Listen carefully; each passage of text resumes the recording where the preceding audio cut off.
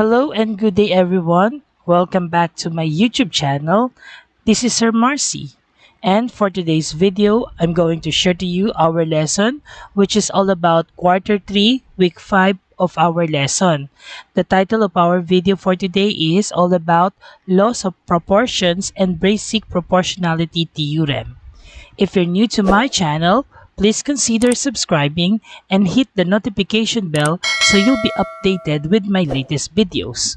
Okay, so bago tayo mag-start, basahin muna natin ang laman ng module. So this module was designed and written with you in mind. It is here to help you master properties of proportion and basic proportionality theorem.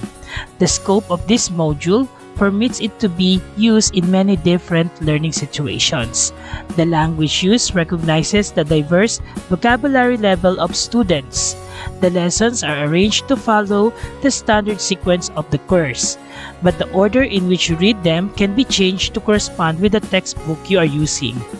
This module contains lessons about ratio and proportion. After going through this module, you are expected to number 1, describe a proportion, and number 2, apply the fundamental theorems of proportionality to solve problems involving proportions. Are you guys ready? Let's start. Alright, let's try to define first what is proportion.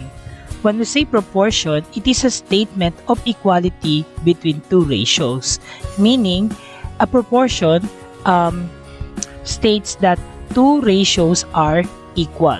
Okay, so in this statement, we have A all over B is equal to C all over D, or we can write it as A is to B is equal to C is to D, where take note that B is not equal to 0 and D is not equal to 0. So that's the restriction, because if we will set B and D equal to 0, this will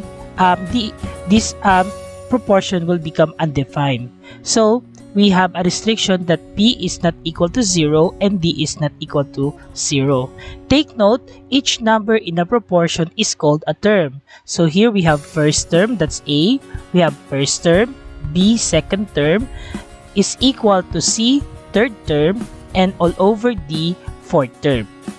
The second and third term are called the means. So if you still remember nung elementary mathematics, your teacher taught you that B and C here are called the means, and A and D, which is the first and fourth terms, are called the extreme. So the proportion above, which is this one, can be read as A is to B and as C is to D. Okay, let's now talk about the different fundamental laws of proportion. The first one that I'm going to discuss is the means extremes product law. It states here that in a proportion, the product of the means equals the product of the extremes.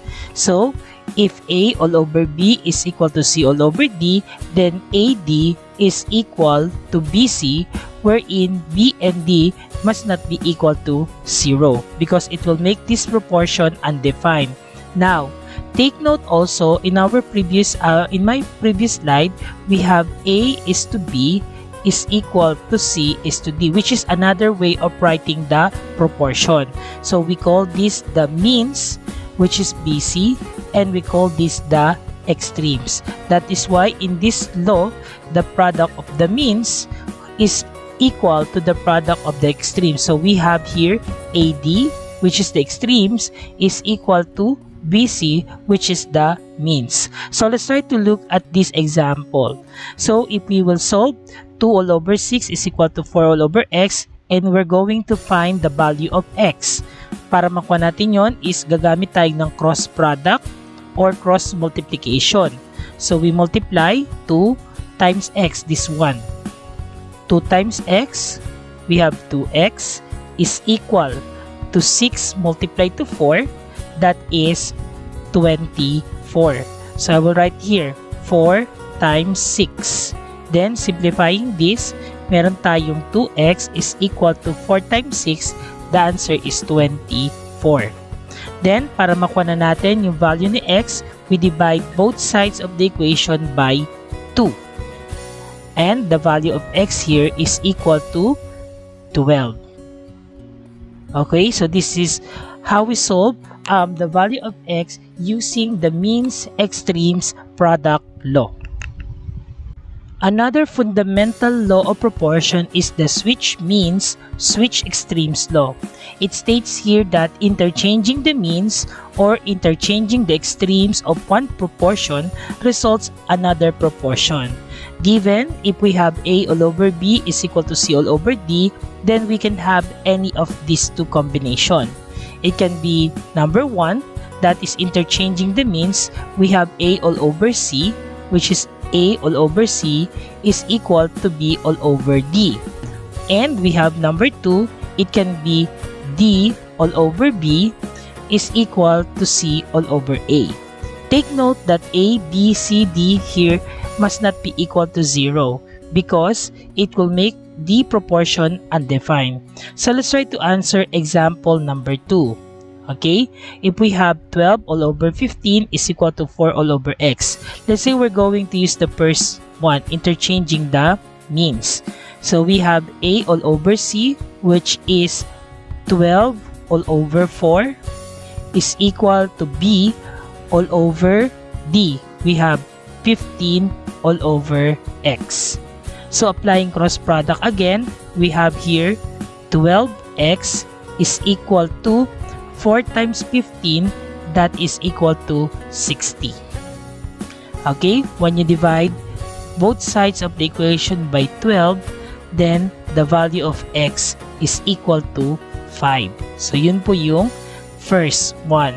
Let's say we're going to use interchanging the extremes. Okay, interchanging the extremes, we have D all over B, which is x all over 15, is equal to C all over A, we have 4 all over 12. So applying cross product, again, we have 12x is equal to 15 multiplied to 4. Okay, and then we have 12x is equal to 60. So divide ulit natin siya by 12, then we have the value of x here, which is equal to 5. So ito po yung switch means or switch extremes law. Okay, the next fundamental law of proportion is called the invert both sides law. If the terms of the ratio of a proportion are inverted, the result is also a proportion.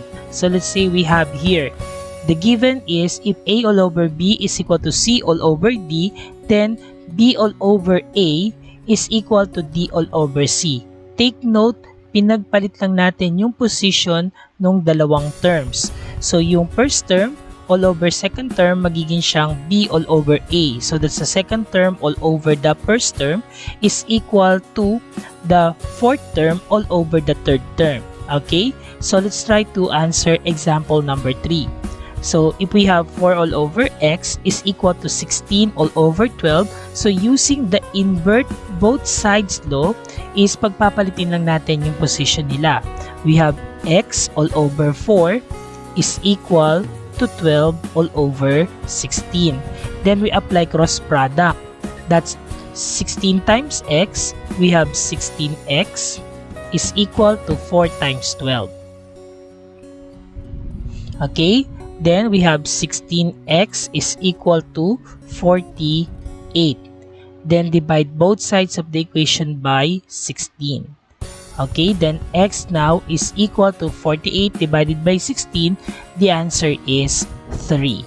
Now, alternatively, if you examine this part, pwede natin siyang isimplify na dito. We have 16x is equal to 4 multiplied to 12. So, pwede natin siyang i-divide na by 16. Okay? And then we have x is equal to, so tingnan natin, 4 times 12 all over 16. So, if you examine, yung 4, pwede natin nang i-divide sa 16 or that's 4 all over 16. We know that we can divide this by 4. So, 4 divided by 4, this is 1. And 16 divided by 4, that is 4. So, na-simplify na natin yung equation. So, we now have here 1 times 12, which is 12 all over 4. And what's 12 divided by 4? The answer is 3. Okay, so that's another way of answering this problem. Okay, so pwede natin siyang paliitin na mismo if alam natin na they are both divisible by a certain number. Okay, another fundamental law of proportion is the denominator addition law. In this law, adding the corresponding denominator to its numerator results to another proportion. So if we have A all over B is equal to C all over D, then we have A plus B all over B is equal to C plus D all over D. So take note, inad natin sa numerator part yung mga denominator sa ilalim nila. So take note also that B and D here must not be equal to 0 because it will make our proportion undefined. Okay, so x minus 5 all over 5 is equal to 6 all over 10. So let's try to solve for the value of x here in our example number 4. So step number 1, we add both numerator on the add denominators on the numerator part. So we have x minus 5 plus 5 all over 5 is equal to 6 plus 10 all over 10. Next is simplify natin. We have x minus 5 plus 5. The answer is x all over 5 is equal to 6 plus 10, which is equal to 16 all over 10. Then, we simplify. Applying cross product muna tayo. We have here x or 10x is equal to 80. Okay, so 5 times 16 is 80 and x times 10 is 10x. So divide both sides of the equation by 10. And ang sagot natin dito, 80 divided by 10, the answer is 8. Now let's try to use the alternative solution. Kanina, we have here 10x is equal to 5 multiplied to 16. So, pwede natin gawin, divide both sides of the equation by 10. And we have x is equal to, so titingnan natin. So, pwede natin i-divide yung 5 all over 10 o kaya naman yung 16 all over 10. So, for now, I'm going to simplify 5 all over 10. So, I can divide this both sides by 5. So, 5 divided by 5, this is 1. And then, 10 divided by 5, the answer is 2. So, when I multiply this, 1 times 16, 16 all over 2. 16 divided by 2, the answer is also 8. That's all for now. Thank you for watching and please don't forget to like and subscribe to my YouTube channel.